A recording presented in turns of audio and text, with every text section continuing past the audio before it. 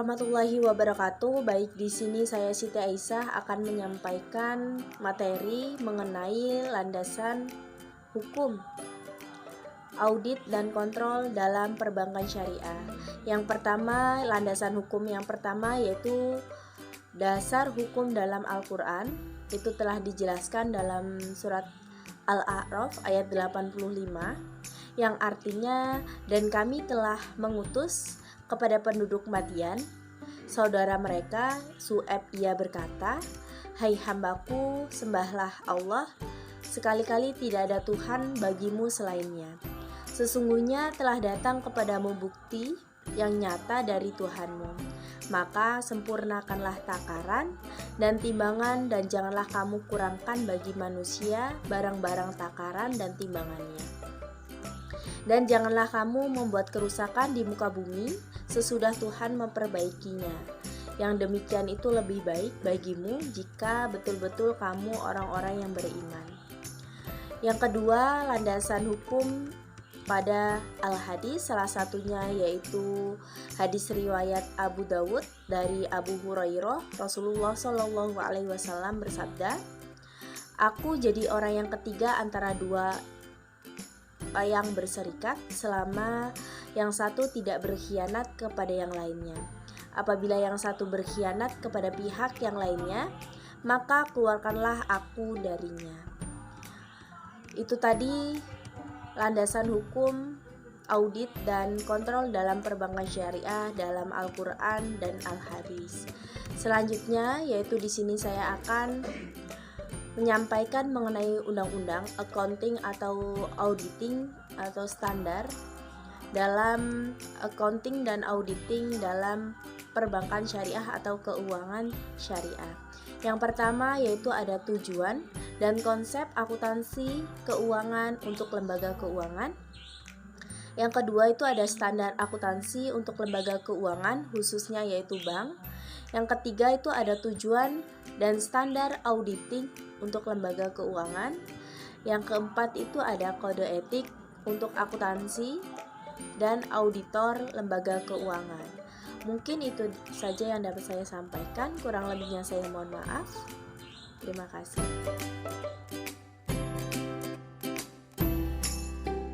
Di sini saya akan melanjutkan pemateri pertama. Dari pemateri pertama yaitu yang B, audit sistem berlapis dalam bank syariah. A. Pengendalian diri sendiri. Self control.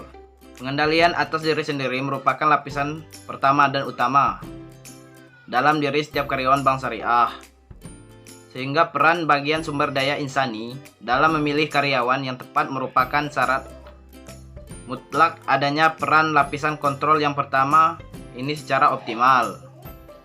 B. Pengendalian menyatu. Built-in control. Karyawan dalam melaksanakan tugas-tugas setiap hari tidak terlepas dari prosedur dan aturan main yang telah ditetapkan. Yang C, internal. Untuk meyakinkan bahwa telah ada pengendalian diri dan pengendalian menyatu yang memadai, perlu adanya suatu ukuran dan penilaian dari pihak yang telah terkait dengan kegiatan tersebut. Yang D, eksternal auditor.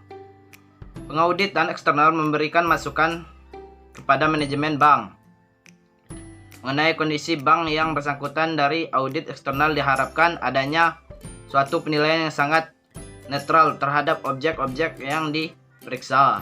Sekian dari saya. Selanjutnya jenis-jenis audit. Adanya kebutuhan untuk memastikan kepatuhan yang tepat untuk prinsip-prinsip audit yang syariah dalam operasi dan kegiatan. Peran masing-masing pelaku utama dalam audit dari lembaga keuangan syariah sangat penting.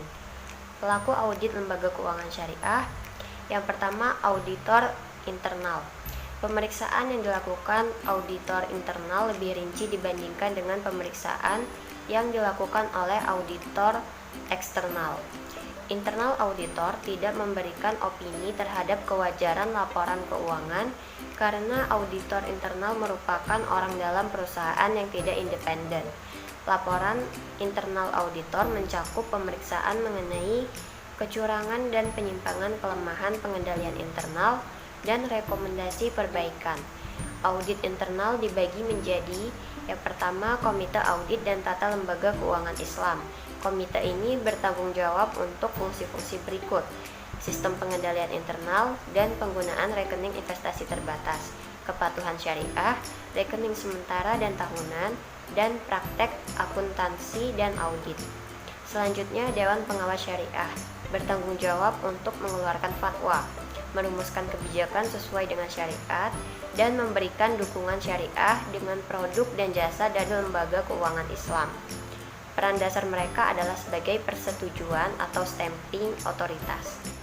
Auditor internal bertanggung jawab untuk melakukan audit internal dan untuk memastikan lembaga keuangan Islam mematuhi syariat dan semua transaksi dan kontrak yang dilaksanakan dalam kerangka syariat. Selanjutnya, auditor eksternal. Auditor eksternal bertanggung jawab untuk memberikan pendapat mereka apakah transaksi dan kontrak yang dalam syariat kebijakan, peraturan di mana auditor internal dan eksternal juga bertanggung jawab untuk menguji kepatuhan syariah lembaga keuangan syariah.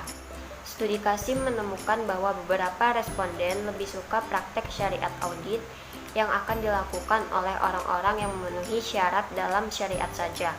Lainnya ingin audit syariah menjadi tanggung jawab auditor internal Departemen Syariah Lembaga Keuangan Syariah masing-masing atau anggota komite syariat.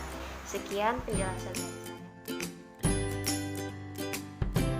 Baik, di sini saya akan melanjutkan materi mengenai teknik audit.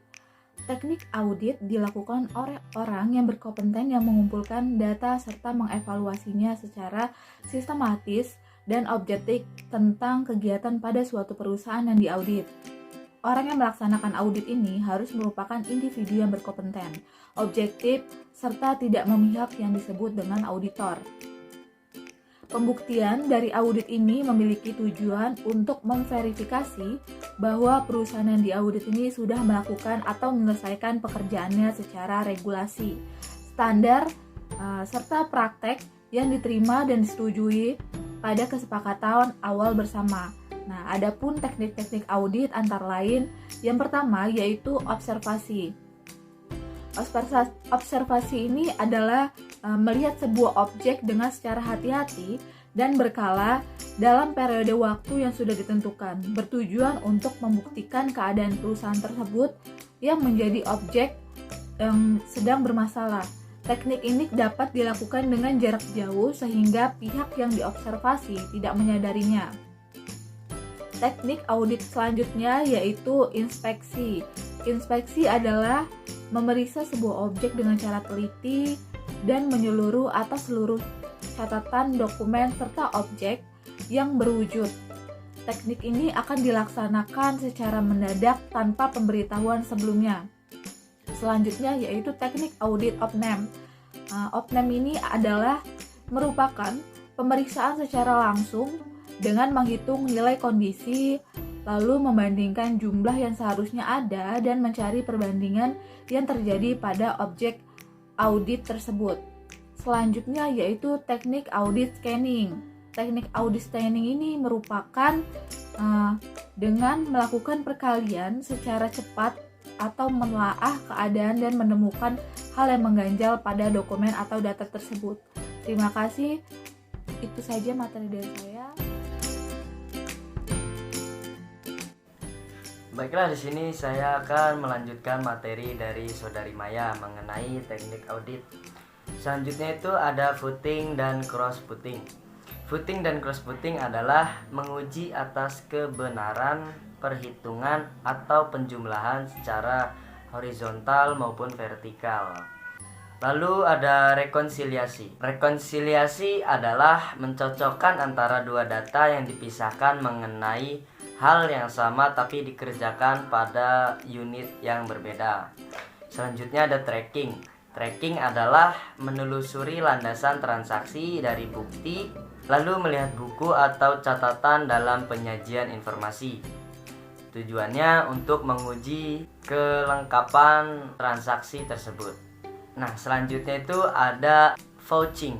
Vouching adalah menelusuri landasan transaksi dari penyajian informasi berupa buku lalu melihat bumi dengan tujuan menguji validitasnya. Selanjutnya itu ada prosedur analitis. Prosedur analitis adalah mempelajari serta membandingkan data-data yang saling berhubungan.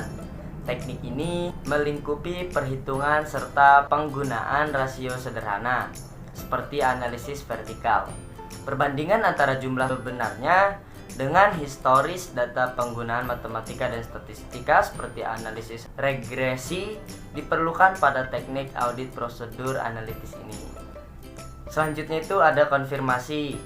Konfirmasi adalah memberikan pertanyaan untuk meraih informasi secara langsung dari sumber independen di luar dari unit yang diaudit. Pihak yang diperiksa akan dikonfirmasi dengan melakukan permintaan sebelumnya, lalu jawabannya akan diberikan kepada auditor. Nah, selanjutnya itu ada permintaan keterangan atau inquiry. Inquiry adalah mengajukan pertanyaan secara lisan dan tertulis kepada sumber internal yang diaudit atau kepada pihak luar yang dianggap berkompeten. Hasil berapa lisan berupa bukti yang ditulis. Baiklah, hanya itu yang dapat saya sampaikan. Kurang dan lebihnya saya mohon maaf.